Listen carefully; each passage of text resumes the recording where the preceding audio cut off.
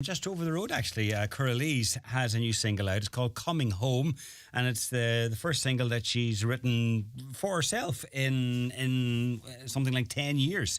And she's been writing some material for other DJs and for producers, but this is her own single, and I'm delighted that Deirdre now joins us in the studio for a wee chat about it. Deirdre, thanks for coming in. Thank you very much for having me. You didn't have too far to come now. No, I didn't. Only over the road, so it's handy now. It's very handy, but thank you very much for having me on. I appreciate it.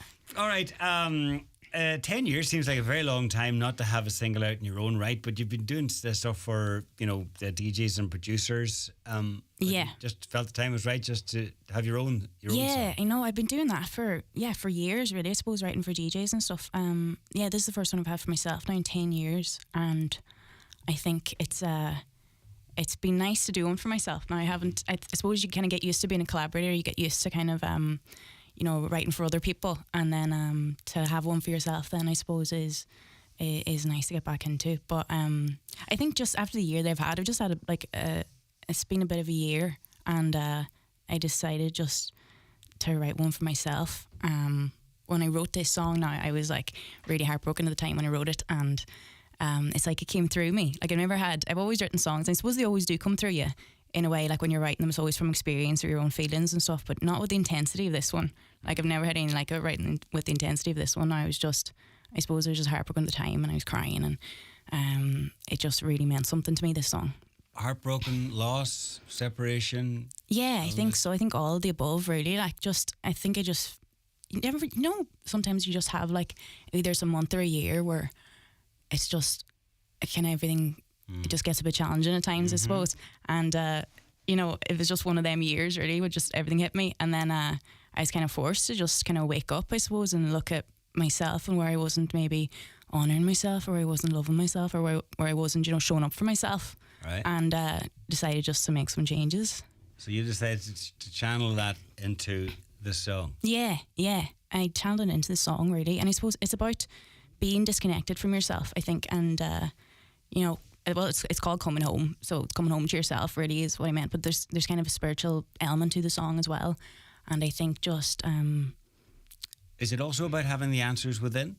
Yeah, that's exactly what it's about. It's about going within, I think, because I think the only way we can really heal is when we go within and sit with ourselves, and I think sit with the parts of ourselves that we don't really want to face, because today, we're so distracted, and we're on our phones and we're disconnected maybe from ourselves. We're kind of almost running away from ourselves, really. I suppose we're busy all the time. We don't really take the time to sit with ourselves, and realise maybe why we do things we do, or the insecurities that we have, or the fears that we have within ourselves. We just kind of carry, and we just kind of live our lives with those fears and insecurities. We don't really think anything of it, Well, all too often maybe we don't take time to reflect, because all our quiet moments are filled with grabbing the phone and turning it on. Yeah, that's it. Instead of just taking a wee bit of time, or even just maybe out for a walk and not having the headphones in, and just having time to think and reflect yourself. I know. I think when we connect with nature too, we feel a lot more at peace, don't we, and happy with ourselves. And you connected with nature for the video in this song. In a manner of speaking. Now, first of all, before we get to that, you kept it very local as well for the recording. Yeah, so we went to Full Tilt Studios, Tommy. Just over the road here. It's between here and your my home. house. Yeah, 2 minutes from the house. Tommy's brilliant. Tommy keeps me right with everything.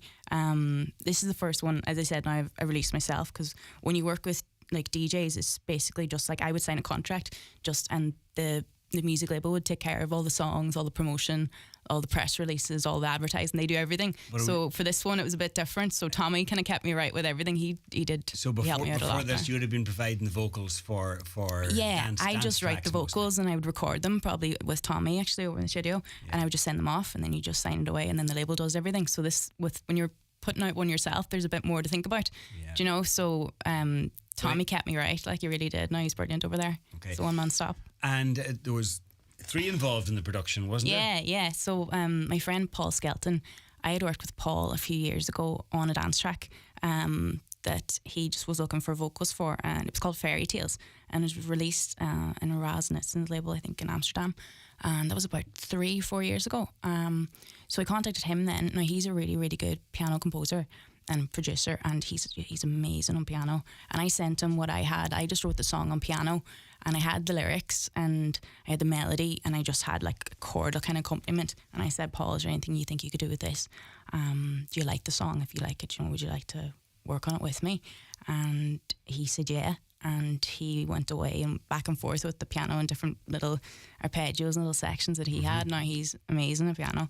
And he sent back then what we had, and we took it into the studio, and Tommy produced it then. Brilliant. The rest of it, like, so we had a good old time. And good old crack doing you it. had a good old time and good old crack making the video as well, because Tommy does some video work. I know, he's actually unreal doing videos. And you said, well, he needed to be for the sort of a day that you got, because you headed down to Ards.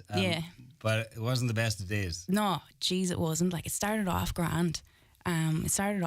Like, it just slowly started raining, and I took Tommy through a wild goose chase in Irish Forest Park, because I was looking for this wee bridge, because I thought it'd be quite pretty. I was like, there's a lovely wee wooden bridge, and I've been down here before, but I don't know where it is. And I took him like away through the whole of Irish Forest Park looking for this bridge, and eventually it was like near where we parked the car to begin with, so I took him Back like on a mad journey.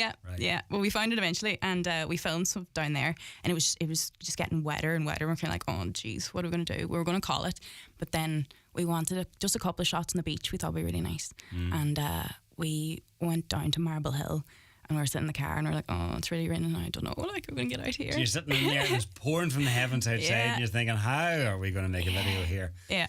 Well, it looks dry at Ards. Yeah, it did. We got the best of it now in Ards, and slowly creeped in. Only the scenes maybe down at the beach where if you looked closely, you could tell that maybe it wasn't great, but the finished product is brilliant. You don't notice that. No, the beach had this lovely mist. Like, I've never seen anything like it. When we got out of the car, it was just this beautiful mist across the whole beach, and it looked like a fog. And there's only a couple of surfers there and ourselves, because no one with any sense would be out that day. Like, it was just one of them days. But you got it done. We got it done now.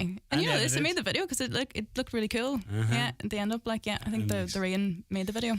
So where to from here now? It's not going to be 10 years before your next No, it's not now. I'm going to try now, write a bit more for myself as well. I have another one actually done, and it's kind of more nice, a wee bit more upbeat, a bit more poppy. I have it kind of more or less finished actually in the studio, so I will be putting it out maybe in a couple of months, and just try and promote this one now as best we can, try and get it to reach as much people as we can, because I think people are going to connect with it. Right. Well, I certainly hope so. It's not out now on the usual platforms. Yeah, Spotify, the videos on YouTube. It's on all the usual platforms, Facebook and Instagram and everything. So. Okay. And it's called Coming Home. Deirdre McLaughlin, thank you. Thank you very much for having me. Thank you, John.